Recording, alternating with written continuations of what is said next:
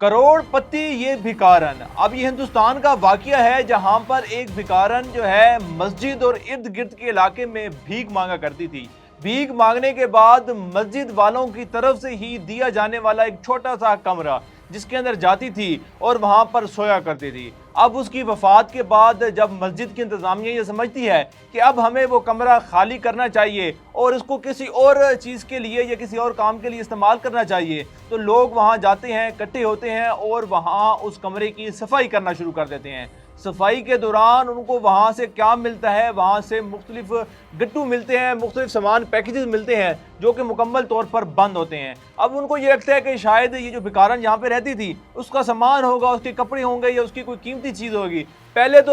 تفتیش کی جاتی ہے کہ کیا اس خاتون کے کوئی رشتہ دار حیات ہیں یا کسی کو اس کے رشتہ داروں کا پتہ ہے، کوئی جاننے والوں کو پتہ ہو، تو وہ ڈھونڈے جاتے ہیں۔ پتہ چلتا ہے کہ اس خاتون کا یہاں کوئی جاننے والا نہیں ہے، نہ اس خاتون کا کوئی رشتہ دار ہے، نہ ہی دوست ہے، نہ ہی کوئی اور تعلق والا، بلکہ وہ سارا دن جو ہے وہ سڑکوں پر بھیک مانگا کرتی تھی اور پھر اسی کمرے میں رات کو آ کر سو جایا کرتی تھی۔ اب مسجد کے لوگ یہ سمجھتے ہیں کہ ہمیں سامان دیکھنا چاہیے کہ اگر کپڑے ہیں تو لوگوں کو دے دیتے ہیں، یہ کیا چیز ہے، کھولیں گے تو پتہ چلے گا۔ جب سامان کھولا جاتا ہے تو اس کے اندر سے پیسے نکلتے ہیں، اور جب یہ پیسے ظاہر ہے مسجد کے انتظامیہ دیکھتی ہے تو وہ بھی حیران ہو جاتی ہے کہ اتنے زیادہ پیسے، کہیں پر نوٹ ہوتے ہیں، کہیں پر سکے ہوتے ہیں۔ اب جب ان کو گننا شروع کیا جاتا ہے تو اس کی تعداد جو ہے یہ کروڑ سے بھی زیادہ بتائی جا رہی ہے کہ 1 کروڑ سے بھی زیادہ کی یہ رقم تھی۔ اس کے بعد مسجد کے انتظامیہ اور اہل محلہ جو ہے وہ مل کر دوبارہ رشتہ داروں کو ڈھونڈنا شروع کرتے ہیں کہ شاید کوئی اس کی بیٹی ہو، شاید کوئی اس کا شوہر، اس کے گھر والے کو بھائی کوئی مل جائے تو یہ رقم کیونکہ امانت ہے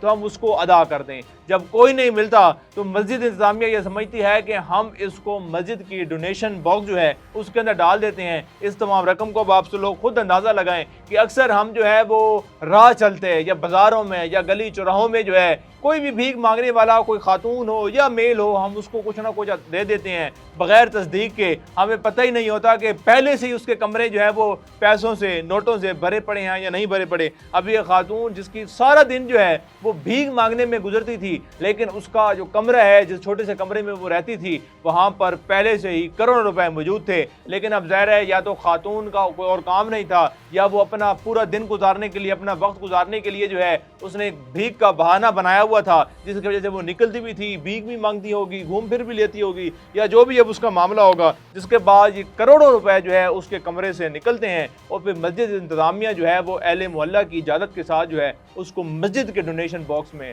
ڈال دیتے ہیں۔